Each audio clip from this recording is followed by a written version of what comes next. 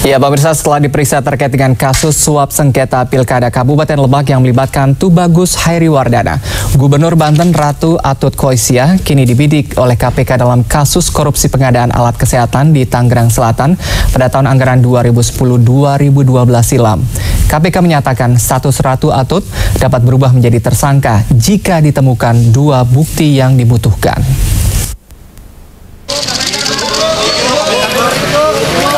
Setelah sempat diperiksa terkait kasus suap sengketa Pilkada Kabupaten Lebak yang melibatkan Tubagus Hairiwardana, untuk yang kedua kalinya, Gubernur Banten Ratu Atut Khoisiah kembali mendatangi gedung Komisi Pemberantasan Korupsi.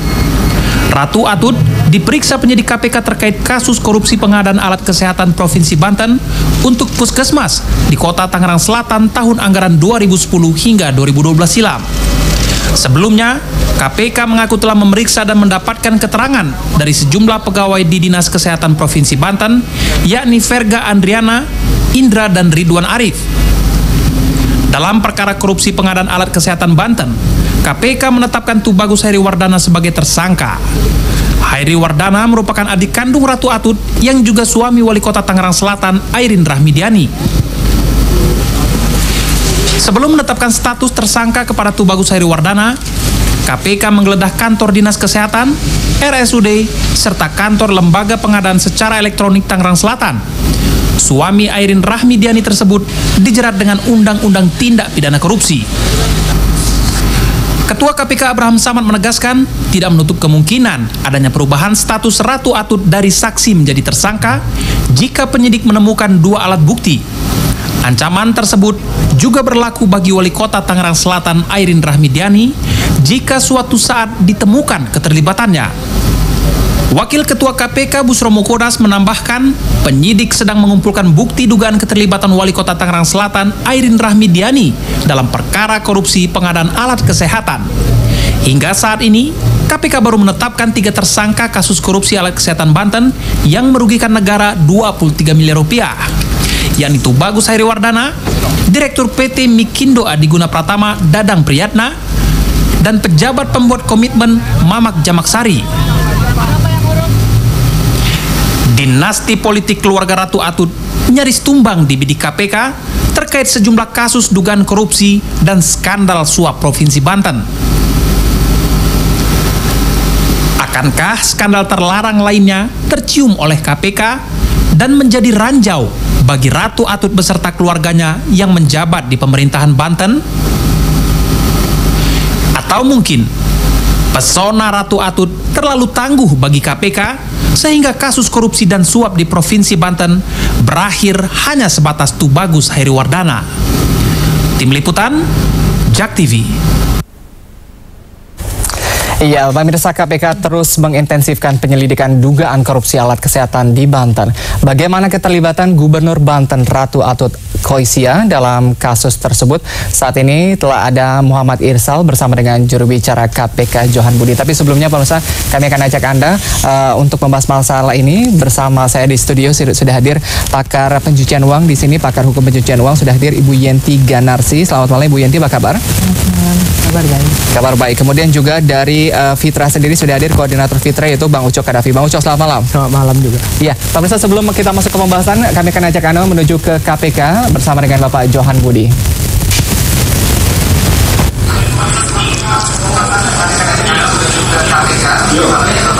Ya, saat ini saya sudah berada di gedung KPK Jakarta, di mana KPK telah menyelidiki kasus dugaan korupsi pengadaan alat kesehatan di Puskesmas Provinsi Banten APBD 2012. Dan sebagai pimpinan dari Provinsi Banten, Gubernur Ratu Atut Khoisiah Selasa lalu telah dipanggil oleh KPK untuk dilakukan pemeriksaan. Dan saat ini saya sudah bersama juru bicara KPK, Bapak Johan Budi. Selamat malam Pak Johan.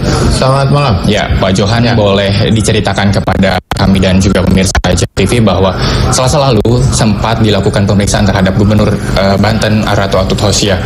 Bagaimana kelanjutannya Pak, dan bagaimana hasil pemeriksaan KPK terhadap Ratu Atut Khoisiah? Ya, jadi Saat ini KPK sedang melakukan berkaitan dengan pengadaan alat kesehatan itu ada dua. Yang pertama adalah penyidikan di tingkat penyidikan di pengadaan alat kesehatan di Kota Tangerang Selatan. Kemudian juga ada yang masih dalam proses penyelidikan, yaitu pengadaan alat kesehatan di Provinsi Banten. Nah, untuk keperluan penyelidikan pengadaan alat kesehatan di Provinsi Banten itulah kemarin Ibu Ratu Atut Khosia dipanggil KPK untuk dimintai keterangan. Sebelumnya memang yang bersangkutan pernah dipanggil, tetapi dalam proses penyidikan terkait dengan dugaan tindak pidana korupsi dalam penanganan sengketa pilkada ya di Mahkamah Konstitusi. Tapi panggilan yang terakhir kemarin itu adalah untuk dimintai keterangan berkaitan dengan proses penyelidikan KPK di Alkes Banten. Selain Gubernur Banten Ratu Atut Khosia, dalam proses penyelidikan dugaan korupsi alat kesehatan Banten APBD 2012, berapa orang lagi yang telah diperiksa oleh KPK terkait penyelidikan ini, Pak? Sebenarnya ada lebih dari 10 ya yang sudah dimintai keterangan terkait dengan penyelidikan pengadaan alat kesehatan di Provinsi Banten. Baik itu kita lakukan di kantor di kantor Gubernur di Banten, juga di KPK ya. Di antara yang sudah dimintai keterangan adalah yang pertama kepala dinasnya, kepala dinas kesehatan tentu saja. Kemudian juga ada pegawai staf ya di Dinkes Provinsi Banten. Kemudian juga ada dari pihak swasta yang juga sudah dimintai keterangan. Nah, tentu tidak berhenti pada pemeriksaan kemarin ya. Saat ini juga masih dilakukan proses lebih lanjut, yaitu permintaan keterangan juga kepada pihak-pihak lain ya. Nanti akhirnya pada kesimpulan apakah kasus ini bisa naik ke proses penyidikan ataukah tidak. Oke, berarti proses penyelidikan dan akan naik ke proses penyidikan itu masih lama gitu ya, Pak? Masih banyak orang yang diduga ikut ini pemeriksaan itu, Pak? Ya, jadi permintaan keterangan pada sejumlah pihak itu masih terus dilakukan ya.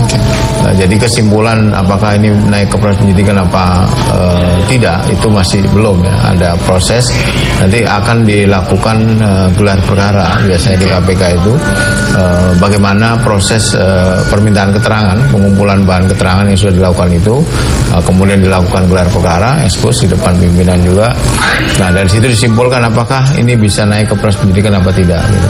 Nah, kalau belum apa yang kurang gitu ya. Kalau sudah ya tentu akan ada tersangka ya. Kalau kesimpulan dari hasil ekspos atau gelar perkara itu sudah ditemukan apa yang disebut dengan dua alat bukti yang cukup itu. Baik Pak Johan, terima kasih. Kami akan terus memantau penyelidikan kasus dugaan korupsi pengadaan alat kesehatan Banten tahun APBD tahun 2012 dan kami akan terus menginformasikan kepada Anda. Saya Muhammad Irsa melaporkan langsung dari Gedung Komisi Pemberantasan Korupsi KPK Jakarta, kembali ke studio bersama Adam Lubis. Ya, pemirsa, itu dia tadi laporan bersama dengan juru bicara Johan Budi dari KPK. Dan pemirsa, KPK mengajak Anda untuk membahas masalah ini, yaitu KPK kini membidik Gubernur Banten Ratu Atut Khosia terkait dengan korupsi alat kesehatan di Banten dan juga Tangerang Selatan. Tapi saya mau tanya dulu mungkin ke Bang Ucok. Bang Ucok, ini BPK Banten mengatakan begitu, ada sedikit kejanggalan begitu terkait dengan markup yang terjadi terkait dengan anggaran tahun 2010-2012 alat kesehatan di Banten gitu. Itu temuan itu juga ada di riset Fitra. Ada. Jadi temuan itu sebetulnya di dalam hal harga perkiraan sementara. Jadi dalam ini kita fokus dulu ke ini ya, ke Tangsel ya. Di Tangsel itu ada 98 dengan 15 item ya, 15 item pengadaan, 98 miliar harga perkiraan sementaranya. Tapi setelah dicek itu ternyata itu harga perkiraan sementara itu hanya 86.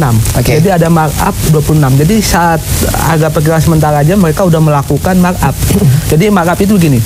Jadi sebelum mereka menentukan harga perkiraan sementara itu kan mereka minta list daftar ya, daftar penjualan dari perusahaan gitu. Itu dikasih perusahaan, seharusnya dari situ. Tapi ini di markup oleh mereka.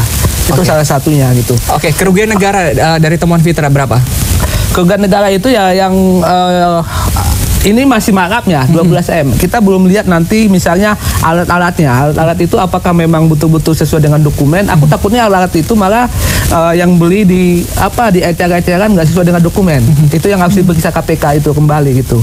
Tapi yang jelas perusahaannya pemenangnya itu aja. PTM itu loh. PTM dia menang di Tangsel, dia menang juga di provinsi gitu. Nah, ini kan sangat mencurigakan ya. Ada dua yang mencurigakan, terutama ada markup. Yang kedua itu PT-nya yang menang itu saja. Yang ketiga pemenangnya itu yang menang itu adalah yang penawaran yang lebih mahal, gitu. Iya, gitu. Bang Ucok, ini terkait dengan tadi begitu ya, pemenang tender begitu.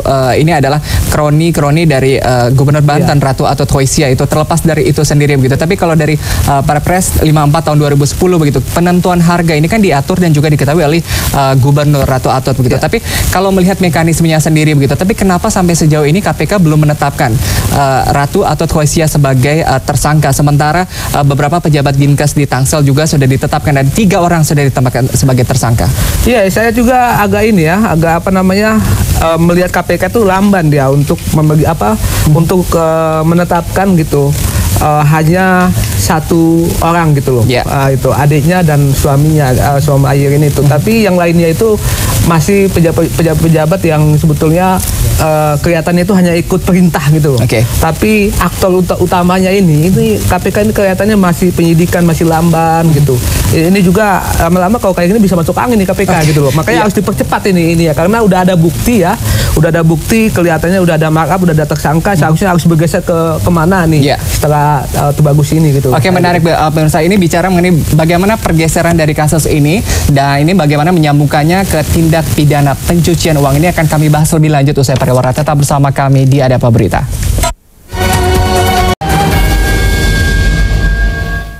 Iya, pemirsa, masih di Ada Apa Berita. Pemirsa, ini kuasa hukum Gubernur Banten Ratu Atut Khoisia membantah bahwa tudingan keterlibatan kliennya dalam kasus dugaan korupsi alat kesehatan di Provinsi Banten dengan tersangka Tubagus Hairi Wardana. Hingga saat ini Ratu Atut masih diperiksa oleh KPK sebagai saksi dan tidak ada bukti keterlibatan kliennya.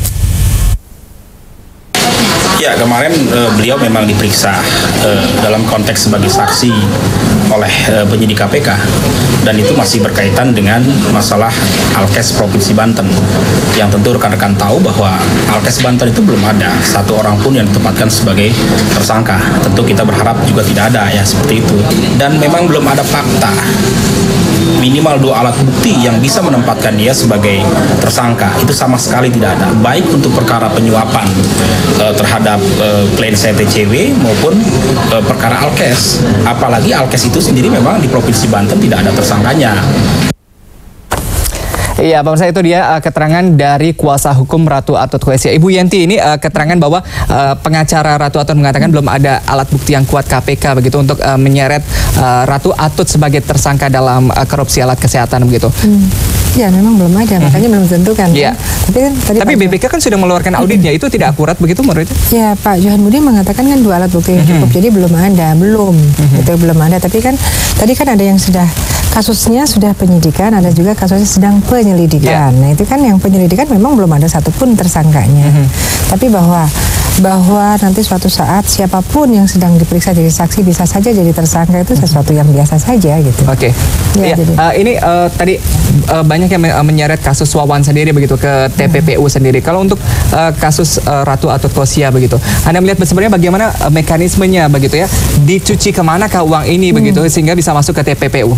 Jadi gini, kalau bicara tentang TPPU kan tentu kita sekarang sudah mempunyai data dari PPATK. Itu juga bisa, pintu masuk sebenarnya bisa, karena kalau ada rekening yang mencurigakan itu bisa saja penyidik siapapun ya itu menyangkakan dulu kalau sudah 2 alat bukti yang cukup untuk TPPU-nya bisa masuk ke TPPU untuk mencari, karena mungkin ada rekening yang mencurigakan, rekening yang besar sekali, kemudian ada bukti alat bukti satu lagi permulaan, itu bisa masuk bahwa ini ada dugaan terjadinya TPPU.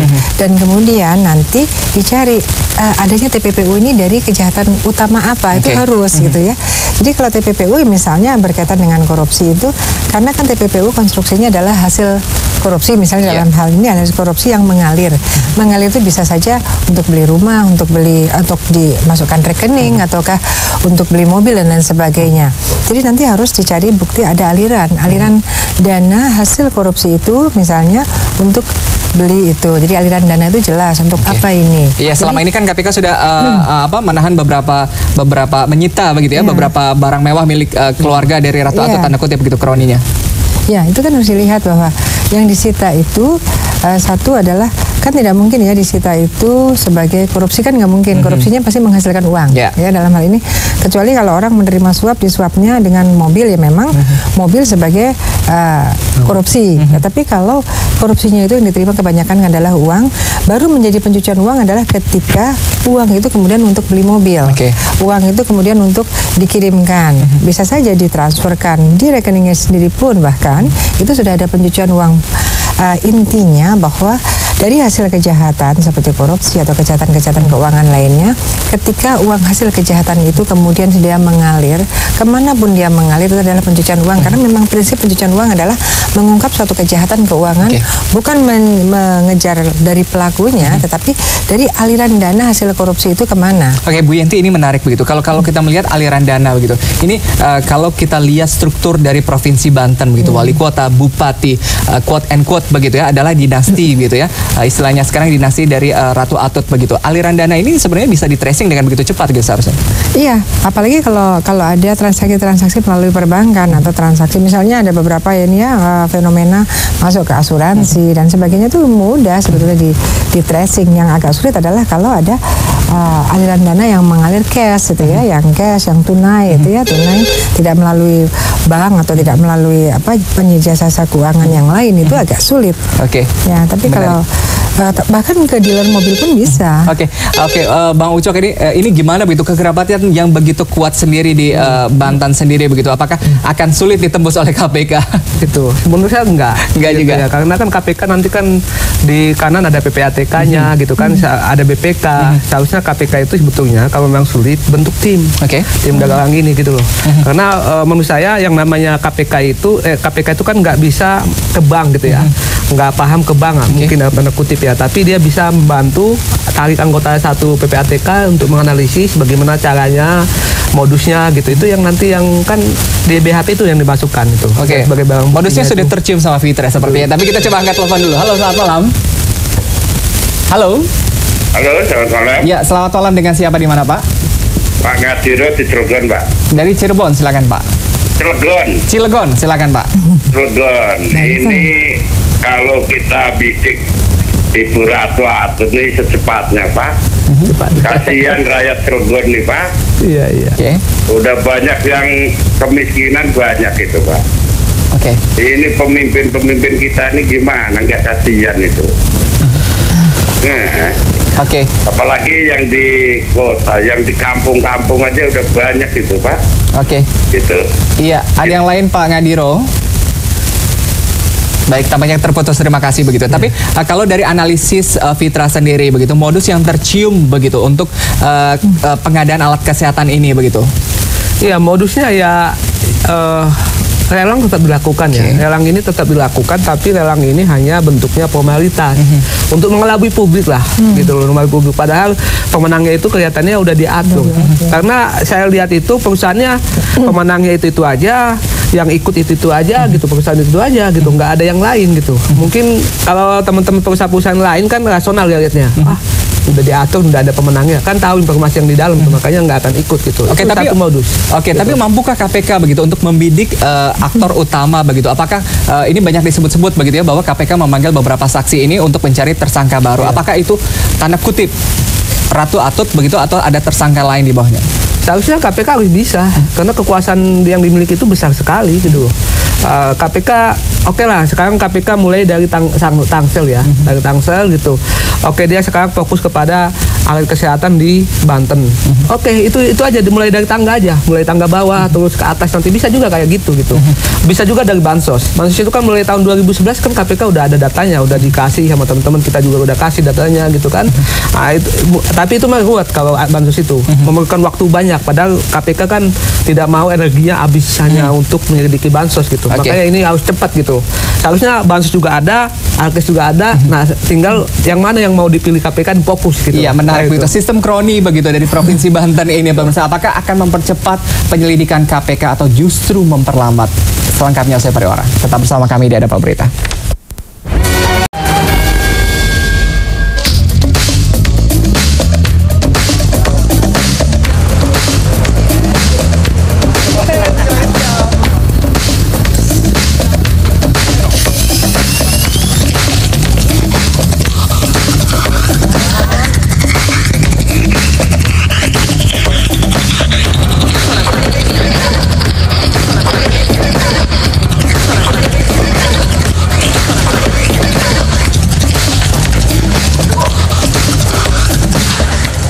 Iya, Bang Ustaz, pembahasan kami lanjutkan. Ibu Yenti, ini pelacakan seperti apa yang harus dilakukan KPK begitu ya, agar KPK bisa melakukan sapu bersih, quote and quote?